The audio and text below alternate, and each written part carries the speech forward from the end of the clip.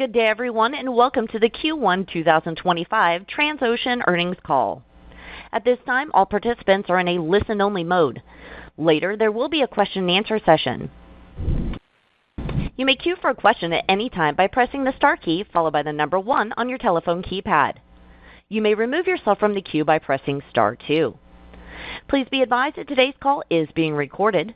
Should you require operator assistance, please press star 0. I'd like to turn the floor over to the Director of Investor Relations, Allison Johnson. Please go ahead. Thank you, Jamie. Good morning and welcome to Transocean's first quarter 2025 earnings conference call. A copy of our press release covering financial results along with supporting statements and schedules, including reconciliations and disclosures regarding non-GAAP financial measures, are posted on our website at deepwater.com. Joining me on this morning's call are Jeremy Thigpen, Chief Executive Officer, Keelan Adamson, President and Chief Operating Officer, Thad Beta, Executive Vice President and Chief Financial Officer, and Roddy McKenzie, Executive Vice President and Chief Commercial Officer. During the course of this call, Transocean management may make certain forward-looking statements regarding various matters related to our business and company that are not historical facts. Such statements are based upon current expectations and certain assumptions and therefore are subject to certain risks and uncertainties. Many factors could cause actual results to differ materially. Please refer to our SEC filings for our forward-looking statements and for more information regarding certain risks and uncertainties that could impact our future results. Also, please note that the company undertakes no duty to update or revise forward-looking statements. Following Jeremy, Keelan, and Thad's prepared comments, we will conduct a question-and-answer session with our team. During this time, to give more participants an opportunity to speak, please limit yourself to one initial question and one follow-up. Thank you very much. I'll now turn the call over to Jeremy. Thank you, Allison, and welcome to our employees, customers, investors, and analysts participating on today's call. Before diving into our first quarter results, I am pleased to announce that Keelan Adamson will officially become Transocean's President and CEO effective May 1st. While that technically provides me a few more days in the role, we believe that it's prudent to begin the handover a few days early and give Keelan the honor of leading today's call. Most of you know Keelan, but for those of you who do not, he started in operations here at Transocean nearly 30 years ago and has progressed his way through the organization in the executive ranks, where he served as our President and Chief Operating Officer for the past several years. I've had the distinct pleasure of working closely with Keelan in various capacities since I became CEO 10 years ago, and I can assure you that Keelan possesses a comprehensive understanding of the offshore drilling business and Transocean. Importantly, he recognizes and appreciates the challenges that we constantly face in this business and embraces the oftentimes difficult decisions that are required to persevere, overcome, and succeed. Keelan is a very well-rounded, thoughtful, courageous, inspiring, and humble leader whose depth of experience will be a key attribute and serve him well as he enhances Transocean's leadership position by safely optimizing performance, introducing innovative technologies, and maximizing shareholder returns. While transitioning out of the CEO role is certainly bittersweet, I will continue as a board member with the company through our annual general meeting on May 30th, when shareholders are asked to elect Keelan to the board, elect our current board chair, Chad Deaton, as the director, and elect me as chairman. At that time, Chad will transition to the role of lead independent director. Irrespective of the market conditions we may encounter, I am confident we have the right team assembled under Keelan's leadership to meet any challenge. With that, I'll turn it over to Keelan. Thank you, Jeremy, and thank you for those very kind comments. As reported in yesterday's earnings release, for the first quarter, Transocean delivered adjusted EBITDA of $244 million on $906 million of contract drilling revenues, resulting in an adjusted EBITDA margin of approximately 27%. After we released our fleet status report on April 16th, we signed a priced option on the Deepwater Asgard that, if exercised, will extend its second firm period by 1 year. Additionally, over the weekend, the next two options on the Transocean Equinox were exercised at $540,000 per day. This extends the rig's firm period through August 2026 and represents $40 million of backlog. Operationally, so far this year, we have commenced two programs ahead of schedule on rigs moving to contracts with new customers. The Transocean Barents started in the Black Sea with OMV Petrom 10 days earlier than planned, and the Deepwater Invictus commenced its work with BP in the U.S. Gulf 15 days ahead of its planned start. Now I'd like to take a few minutes to discuss industry and recent macro dynamics. As expected, we have observed a couple of relatively quiet quarters for drilling fixtures. This is evidence of our customers' continued capital discipline, supply chain delays, and business restructuring activities. Importantly, our customers have unambiguously pivoted to once again endorsing hydrocarbons as a core business and the priority investment for the future. For example, at Shell's Capital Markets Day last month, its management highlighted the superior returns generated by its deepwater assets and underscored its strong deepwater resource base relative to its peers. Additionally, in February, BP reiterated the strategic role its U.S. Gulf assets play in maintaining its position as one of the leading upstream companies globally. The emphasis on deepwater is illustrative of a broader strategic shift among particularly the European major integrated operators, many of which have already rebalanced their portfolios to emphasize their core oil and gas operations. In recent weeks, trade tensions and OPEC announcements have heightened volatility and introduced broad market uncertainty that we haven't seen since the COVID pandemic. Like everyone else, we continue to evaluate the potential impact of these developments on our business. However, we think it is important to remember two things. One, market and commodity volatility, while unnerving to some, has not materially impacted our business, and as yet we have not seen a planned program delayed or cancelled as a result. Our fleets, and particularly our backlog, provide us with the ability to better withstand market disruptions should they arise. Looking beyond general market volatility, we are confident in the future of deepwater drilling. Our outlook reflects the shifts in our customers' focus and constructive industry fundamentals, reinforced by third-party projections. For example, Wood Mackenzie projects a 40% increase in deepwater investment by 2030, as more than 90% of deepwater 2P, proven and probable, reserves are economic above $50 per barrel. With that, I'll now cover the market outlook for the geographic regions. In the U.S. Gulf, we are expecting up to 6 programs to commence in the second and third quarters of 2026 for durations ranging between 6 months to 4 years each. Of these, we believe 3 will come out as public tenders in the next 2 quarters. The remainder are already in direct discussions pending final award or just recently announced. Additionally, 9 projects are expected to reach final investment decision in the next 3 years, including 3 20K prospects, BP's Guadalupe and Tiber, and Beacon's Shenandoah South. In Brazil, Petrobras has been steadily increasing its rig count over the past couple of years and is expected to reach more than 30 active rigs by the end of this year, and plans to keep the same number of rigs on contract for the foreseeable future. Consistent with our prior projections, Petrobras recently released the tender for its next Buzios program. The program will require a minimum of 1 and possibly up to 3 or 4 rigs for 4 years each. Additionally, we are awaiting a tender for its Mero program in the coming weeks. Both programs will likely be filled by rigs they already have on contract in country. Also in Brazil, we anticipate Shell will come to the market in the next few months for its recently FID'd Gato do Mato project. The program is currently set to commence in late 2026 for 2 years firm. Now to Africa. In Nigeria, as expected, Shell recently awarded a rig for its Bonga South program. We expect Exxon and Chevron to follow in the next several quarters, with each awarding 1 rig by the end of the year for commencements in late 2026 to early 2027. In the Ivory Coast and Ghana, 3 programs will likely be awarded in the coming months for commencements between late this year to mid next year for between 6 to 12 months each. Namibia exploration activity continues, and we expect development programs will materialize from this work in 2027 and 2028. And lastly, in Mozambique, 3 long-term programs are currently set to commence in 2027, all of which are expected to bring incremental rigs to the region. In the Mediterranean, despite the geopolitical situation, we continue to see our customers move ahead with their programs.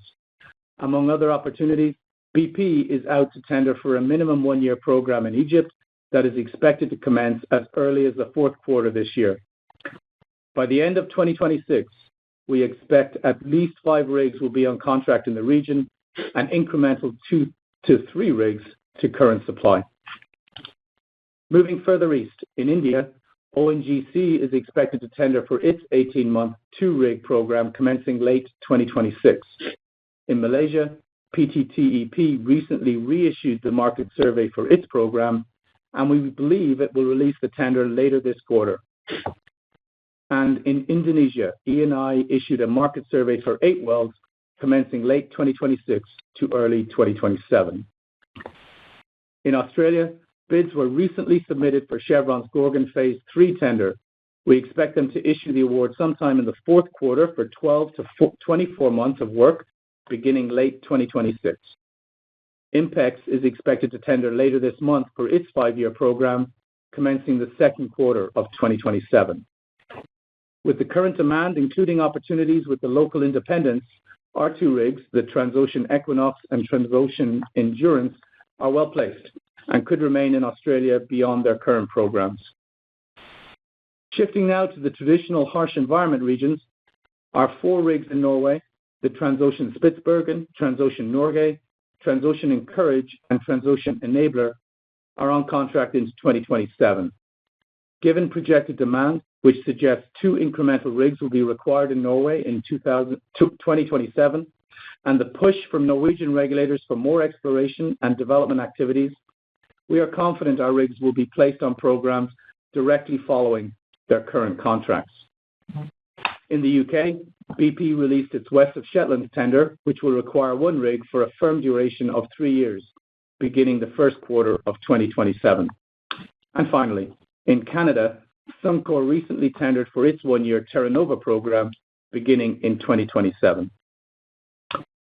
In summary, we remain optimistic about the global offshore drilling market and are encouraged by our continued conversations with customers. At this point, we do not believe that present macroeconomic uncertainty will cause delays to the programs we expect to be awarded to the industry over the next several quarters, many of which are linked to long-term developments.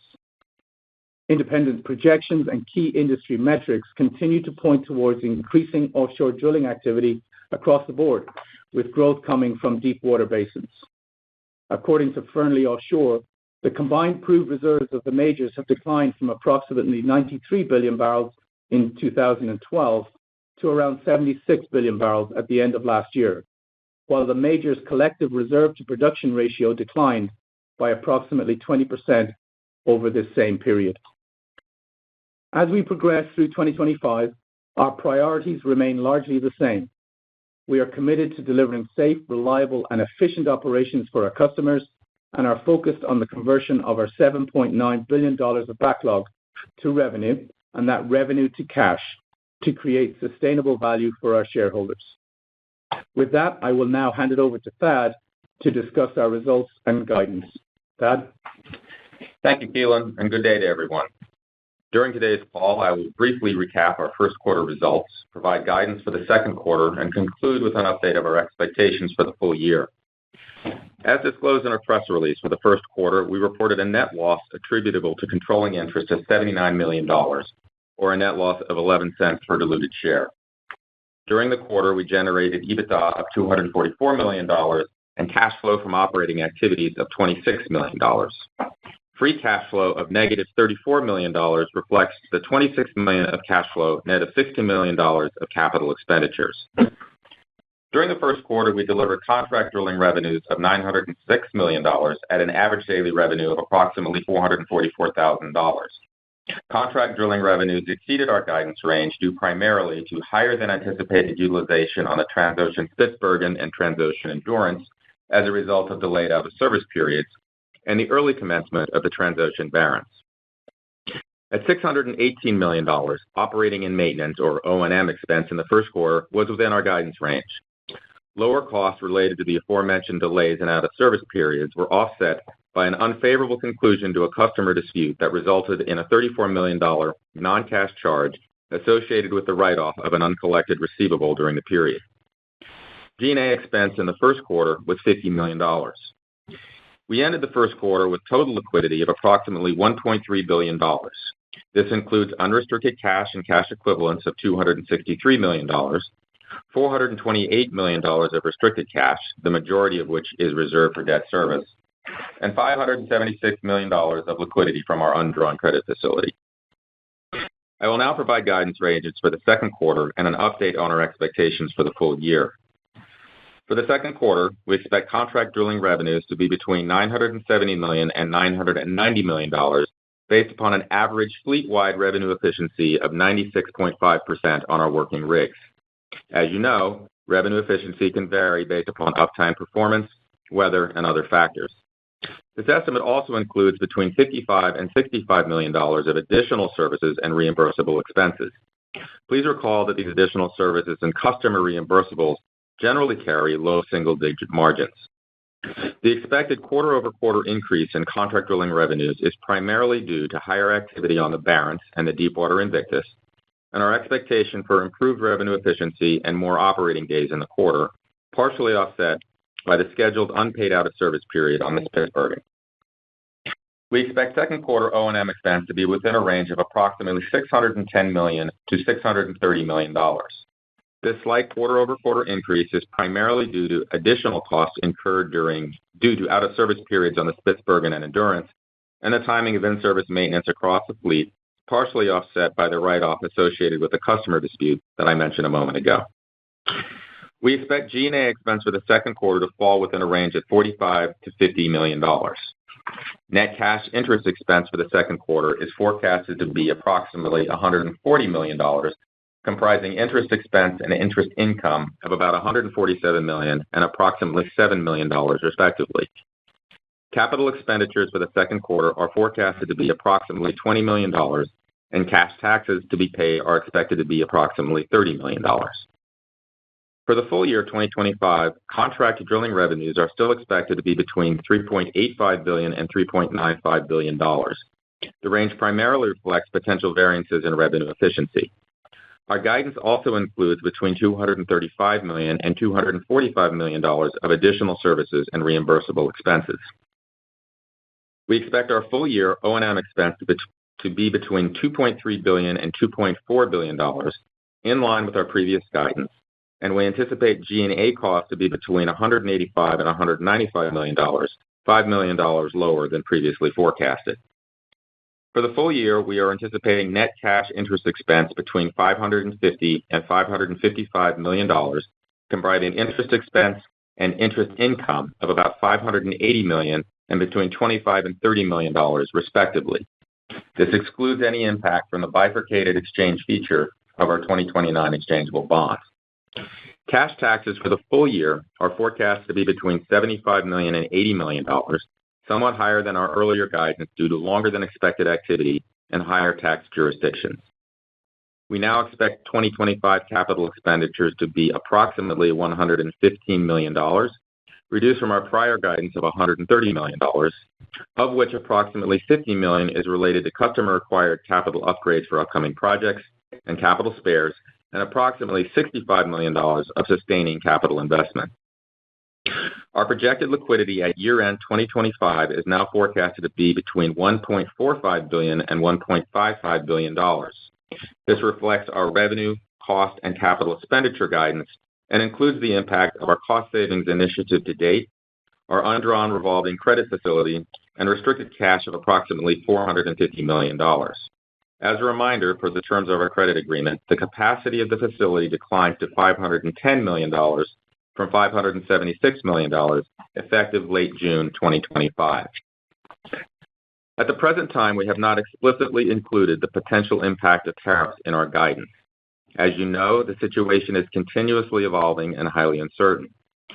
We anticipate that any tariff exposure will fall into two broad categories: direct, meaning directly related to our importation of materials into the U.S. from foreign countries, and indirect, which relates to additional costs our U.S.-based suppliers pay to import the goods and materials needed to manufacture the products they supply. We currently do not expect our exposure to direct tariffs to be significant or likely to drive a meaningful increase in our costs. A significant portion of our sourcing is already done in the jurisdictions in which we operate. For example, roughly 87% of the goods used in our U.S. operations are procured domestically. We are also able to utilize foreign trade zones for certain components. Further, and coincidentally, as part of our cost savings initiative, which I will discuss shortly, we have already increased local procurement in other countries and continue to make significant progress in this regard. As evidenced by Brazil, our second largest operating area, our local content is over 60% today, up from about 30% in 2023. In relation to our indirect exposure to tariffs, we have observed some preemptive supplier price increases intended to mitigate the potential impact of tariffs on their own supply chains. This is not yet widespread, as most of our suppliers still appear to be assessing the situation. We think that any indirect or pass-through cost increases have a greater potential to affect our cost structure over the longer run if reciprocal tariffs are not curtailed.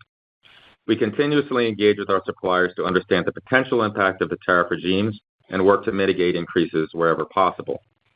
We also continue to review our contracts with customers to determine our eligibility for relief through cost escalation or change in law provisions. Finally, as I mentioned when we spoke in February on our 2024 year-end call, we had initiated an enterprise-wide evaluation to identify areas in which we can reduce our costs without compromising our ability to provide safe and reliable operations. Thus far, we have identified approximately $100 million of cash cost savings that we expect to be realized over the course of 2025, predominantly in the second half of the year, with a similar quantum of savings expected in 2026.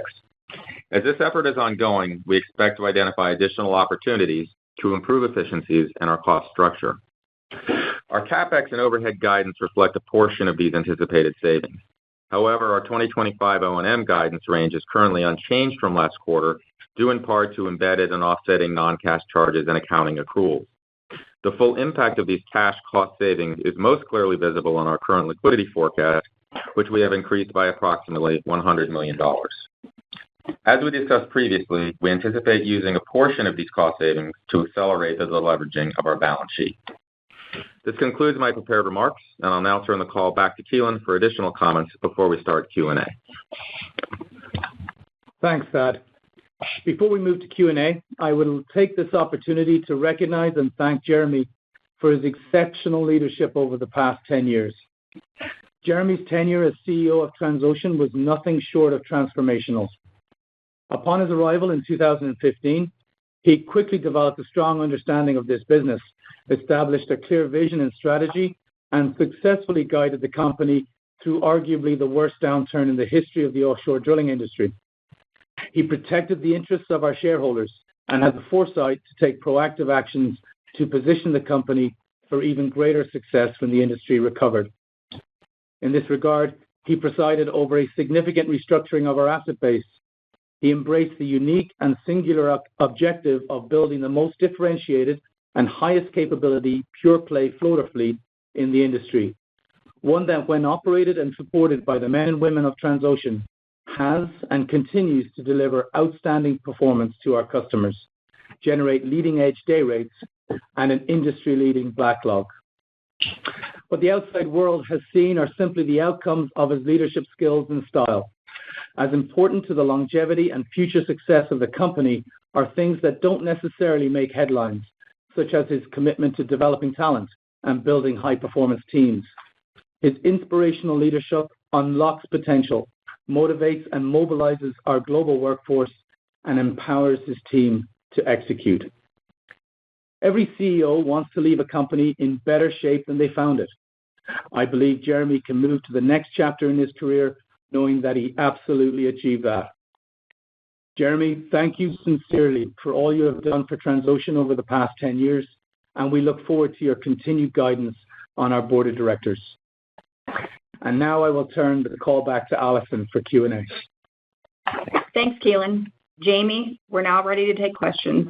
And as a reminder to the participants, please limit yourself to one initial question and one follow-up question. Thank you. Ladies and gentlemen, at this time, if you would like to signal for a question, simply press star 1 on your telephone keypad. You may remove yourself from the queue by pressing star 2.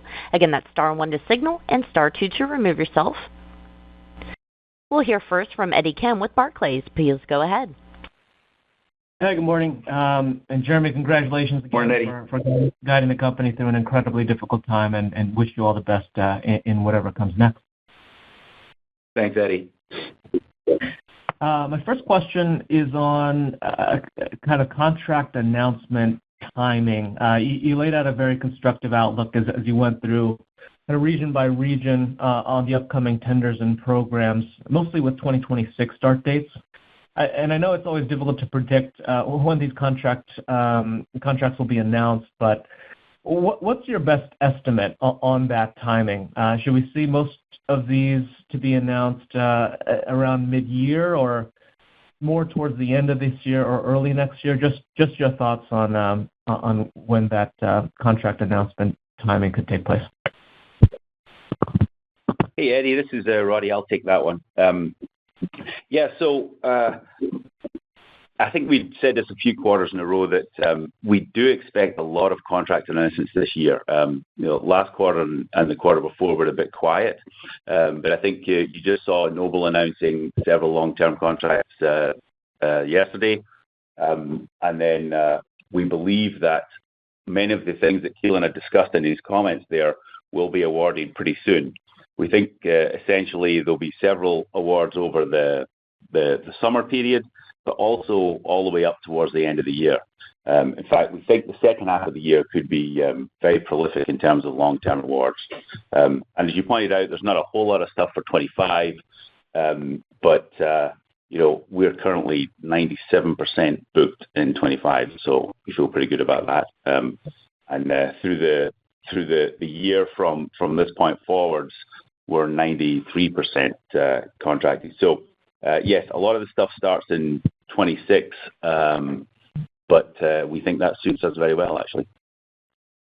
Got it. That sounds great. My follow-up is just on expected kind of day rates on those contracts we should expect in the second half of this year. Up until now, I mean, leading edge floaters are still kind of in that mid to high 400s range. But there's a lot more idle rigs today than there were 6 months ago. So just curious if you expect we might see some day rate pressure on these upcoming contracts, or if they should be fairly resilient at current level. Yeah. So look, the way that we look at it is if you think about 2025 projections are give or take about 120 working rigs, floaters. And that sharply increases to 130 in 27 and goes up to like 142 in 29. So our view on the rates are that you could probably see some near-term pressure for short-term work, but we think for long-term work it makes a lot more sense that we continue at rates similar to what we've seen over the past year. So certainly that's been our experience in a lot of the discussions we've had with our customers, that the rates are kind of largely unchanged going forwards. But it's definitely possible that you'll see some near-term pressure for those trying to fill some gaps. And maybe just add something on top of that. Eddie, it really depends on when these jobs were bid, and the timing of those jobs, whether they were by tender or direct negotiation. So it could be a bit of a mixed bag in the near term. But as Roddy indicated, we obviously see progression to a higher utilization on the industry's fleet by end of 26, 27. Got it. Great. Thanks for that color. I'll turn it back. We'll hear next for Arun Jayaram with J.P. Morgan. Please go ahead. Your line is open. Yeah, good morning. I was wondering if you could, or getting a few, buy-side questions on the Shell awards from Noble. I was wondering if you could talk about the implications from Transocean, because you do obviously have a couple of incumbent rigs working for Shell today. Yeah, sure, no problems. I'll take that.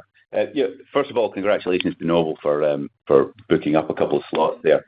So the way that we view that, obviously we were very involved in the process with Shell, and we simply took the portfolio view that we weren't going to kind of go to those levels for this class of asset. But that being said, we actually think Shell themselves have additional demand required in the Gulf of Mexico, and we've had a long relationship with Shell, and we sincerely appreciate all of their work. That has been a fabulous partnership through the years, and I'm sure it's going to continue. So we think, there's still plenty of opportunities. As I kind of said in the last question there, we chose to take a longer view. There's a much higher period of activity just around the corner. And the rigs that we're talking about in our fleet, well, the first one off doesn't finish for more than a year, and the second one for more than 2 years. So we kind of think about adding, 4 years that will run you into 2030 and 2031, that we would take a longer view on what those rates should be. So in addition to that, we've also had a lot of inbounds on this class of rig from other operators in the Gulf and elsewhere. So, we kind of went down this track before with the Thalassa, and we're very successful in placing her elsewhere, and we're also excited about starting that project. So I think we're in very good shape there, and we're quite pleased to see the beginning of these long-term contracts now being announced. And maybe just another piece on top of that. I think Shell have obviously looked at their portfolio of assets that they're using, and based on the programs that they've got, have elected to use a wider portfolio of capabilities.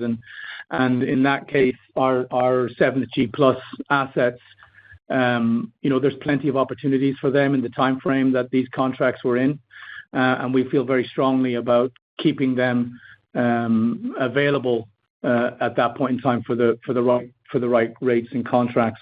Shell are a very, very important customer to us, and we know that they will have activity and perhaps even more activity than they currently have, and we look to continue that relationship going forward.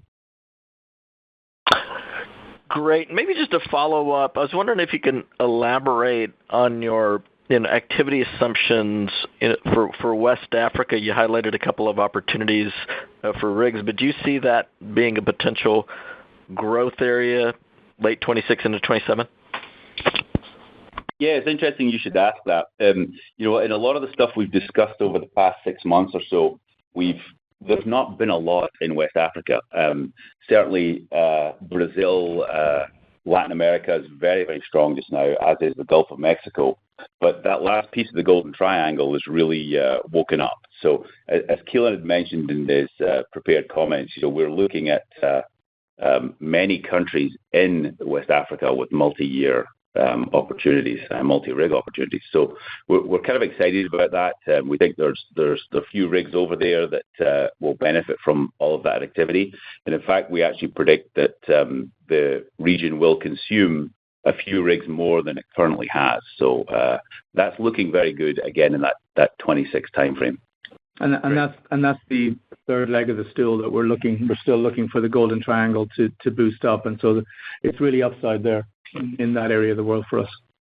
Great. I wanted to pass on my best to Jeremy. Jeremy, if you do write a book on the 2014 to 2016 period, love to read that one. Thanks. I appreciate it. Take care. We'll turn now to Frederick Steen with the Clarkson Securities. Please go ahead. Hey, team. And hey, Frederick. Congratulations, Jeremy. Job well done, I'm sure. Yeah, thank you. Take a nice vacation. So I wanted to, you had a good breakdown of the market and some good color on the previous questions here. I wanted to touch a bit on the cost savings that you mentioned, Thad, and I just wanted to make sure that I heard it correctly. You talked about $100 million that could be identified in 2025, and then an additional $100 million in 2026, or was it $100 million in total across those 2 years? Just want to make sure that I, heard correctly. No, you heard correctly. It's $100 million that we've identified for 2025, and while this is an ongoing process, we continue to assess opportunities here. Current expectation is going to be in about the same range, so about $200 million in aggregate over the next 2 years. Obviously, we've not provided specific guidance for 2026 yet, but just to give you an indication of the magnitude of savings that we anticipate. Yeah, and will you incur any costs to save those costs? At this point, good question. At this point, nothing significant. Again, this is the beginning of the process. We have focused mostly on O&M costs. As I mentioned, there are some in SG&A and capital expenditures. But right now, this comprises mostly things like renegotiation of contracts with our vendors, some new technology that was sort of already underway that produces a net savings, using national crews, things of that nature. And then some elements of the capital expenditure related to spares and things of that nature, where we find that we can actually reduce the quantum and the cost over time, given our views of maintenance and things of that nature. So at this point, we've not identified any significant costs associated with achieving the savings. Okay, that's very helpful. And then I wanted to touch briefly on your fleet as well, and I guess this goes mostly kind of across your idle and cold stacked vessels. First, the DD3 and the Discoverer Inspiration. Any news on that process? Seems like they're still held for sale. And also on the cold stacked assets, particularly on the deep water side. Do you have some competitors have started to scrap cold stacked assets. Are you planning on doing the same, or are there any, since you still have a legacy balance sheet in a way, some technicalities that would hinder you doing that in terms of impairments, etc.? Thank you. Yeah, Frederick. Same as before. The Inspiration and the DD3 are still held for sale, and we are looking at alternative opportunities for those particular two that are warm and idle at the moment. We look at that quarter by quarter. With respect to the cold stack fleet, yes, that's something that we look at on a quarterly basis. I'll remind you that the sustaining costs required to keep them cold stacked is minimal. Provides us with optionality on that fleet. And a lot of the cost to put them into cold stack has obviously been sunk already. So something we look at and every quarter, and we'll continue to do so. And Frederick, with respect to your question about sort of the mechanics, there's nothing in any of our debt covenants or accounting policies or anything like that would encumber the ability to transact with any of these assets. Yeah, and Brady, I'll add one thing. I think we also hear a similar message from our competitors that for uncompetitive assets, when they go idle, if they're not part of a core fleet or a forward-looking scenario, then it's quite possible you'll see many of these rigs retired from the industry in general. All right. I appreciate all the answers. With that, I'll leave it to the next one and wish you all a good day. Thanks, Frederick. We'll take our final question from Noel Parks with Tuohy Brothers. Please go ahead. Hi, good morning. I will kind of come back to one of my recurring questions, which is, in an upside case, I've been interested in what you think what producer behavior might be like as they face needing to crowd through the door. These recent contracts we heard that are encouraging sound like some of them are recognizing that their advantage is to locking in a little sooner rather than later. So with those now under the industry's belt, what do you think things look like if 2026 looks like it's going to be particularly strong? Hey, I'll take that one. This is Roddy again. So look, as we think about we talked about the macro uncertainty. Well, of course, a couple of recent announcements on tariffs and OPEC numbers have caused that short-term volatility.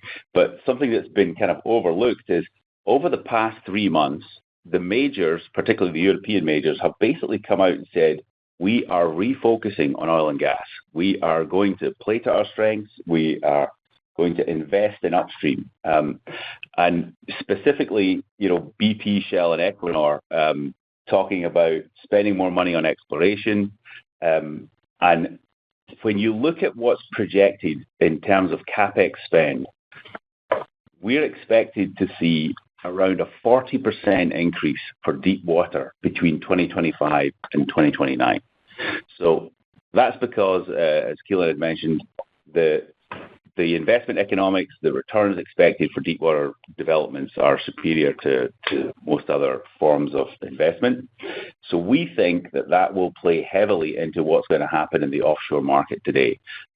So in terms of active utilization, we definitely see or are aligned with the projections that show we could be adding 20 rigs between now and the next 3 or 4 years. We also believe that we will see more exploration that will trigger yet further developments. And this is all driven by the overarching theme that, the IEA, for example, just republished their projections that show oil and gas will increase in consumption to 2050. So previously, all of those curves came down at some point in the 2030s or 2040s. But the most recent projections show that even in the weakest economic case, oil and gas consumption will continue through the middle of the century. So for us, we think that's very solid fundamentals that can only support positive activity and positive day rates going forward. Great, thanks. And so then would you say it would be fair to say that, given the last couple of years have shown these signs based on just very limited industry supply of high-spec rigs, have shown these signs of very positive demand fundamentals. And so is it safe to say at this point that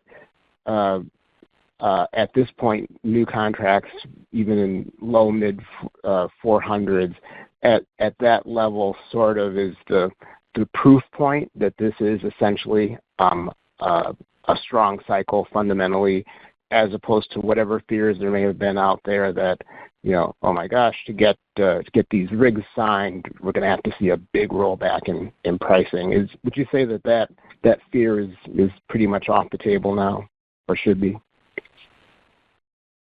Yes, I do. I mean, I think there was maybe a moment in time there where there was a tremendous amount of pressure, but I think many of the drillers are looking past 25, looking to 26 and 27.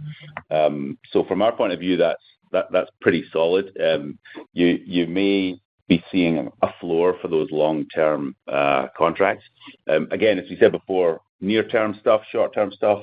Yeah, I think there's many things possible there, but the fundamentals are just too good on a long-term basis. So it certainly would not make sense to lock in premium assets at below market rates. Yeah, no, and when we look at the operators and their decision processes and what they're looking to do with their portfolios, as Roddy indicated, clearly we believe it's up and to the right. And when it comes to the assets that are available to work, there are barriers to how many assets can actually go to work and the timing of those. And so we think it's a very constructive space that we're heading into.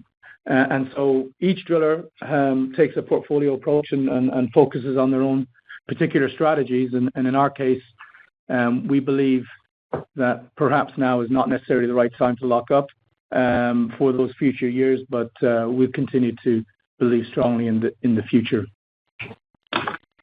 Great. Thanks for the reminder about the timing barriers to getting rig adds done. I think it's also a really important dynamic. Appreciate it. Thanks for the update. Thanks, Noel. Ladies and gentlemen, that will conclude today's question and answer session. At this time, I'd like to turn the floor back over to Allison Johnson for any additional or closing comments. Thank you, Jamie, and thank you everyone for your participation on today's call. We look forward to speaking with you again when we report our second quarter 2025 results. Have a good day. Once again, ladies and gentlemen, that will conclude today's call. Thank you for your participation. You may disconnect at this time and have a wonderful rest of your day.